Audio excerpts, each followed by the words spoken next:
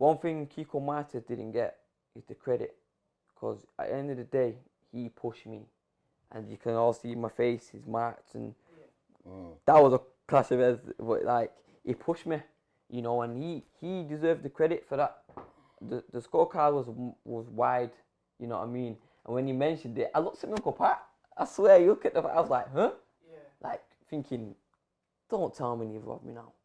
Or I just didn't know what to think, because I thought, that's a big scorecard, you know, and because I'm a true professional and I'm not a liar, I know that, hey, I didn't win that much. It was a good fight and he was in the fight, but I didn't.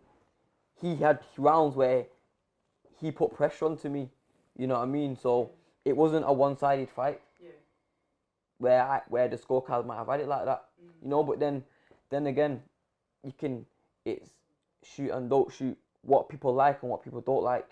He was hitting a lot of gloves. I was throwing a lot of punches.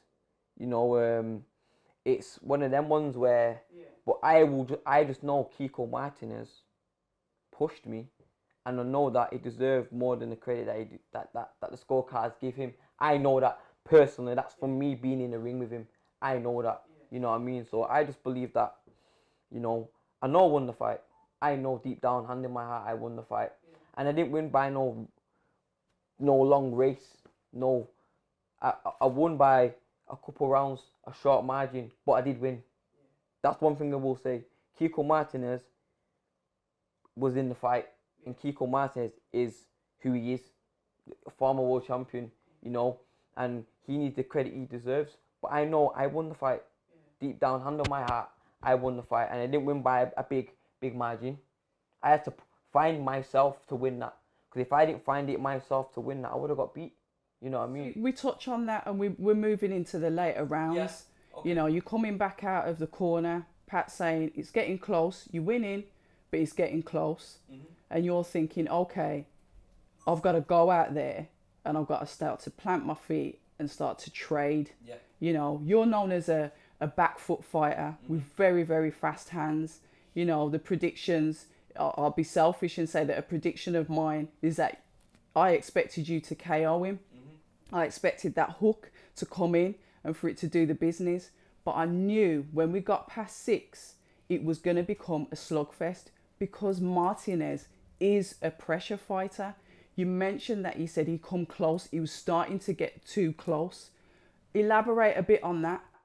Well, basically, like, he was landing with certain shots that he shouldn't be landing with. Okay. So, little right hands. Yeah. Hooks, listen, he jumps in with a hook. He does, Does that very well, you know, but, you know, he's landing with certain shots where I'm thinking, nah, you shouldn't really be hitting me with this. Listen, we get hits boxing, you know, and he's getting a bit too close to me now, where as a coach was telling me, listen, do what you got to do now, this, that, do, blah, blah, blah, blah. And in my head, I'm thinking, nah, I'm a fighter too. Listen, I feel like you're taking the mick. Like, that's just how my mind is in the ring. So I had to let my hands go. And I did let my hands go, and I had to find it, because it's easy to get stuck into a routine of him coming and backing up and just picking off little shots. It's easy to do that. A lot of fighters have done that. Where I had to literally pull myself together. I'm like, listen, hit this guy. Forget about your cut. Nail this guy. Let him know who you're in the ring with. Let him know that this is no easy fight. You can just think. And I did do. And when I did do, I was wobbling him, I was catching him, I was hurting him, you know what I mean?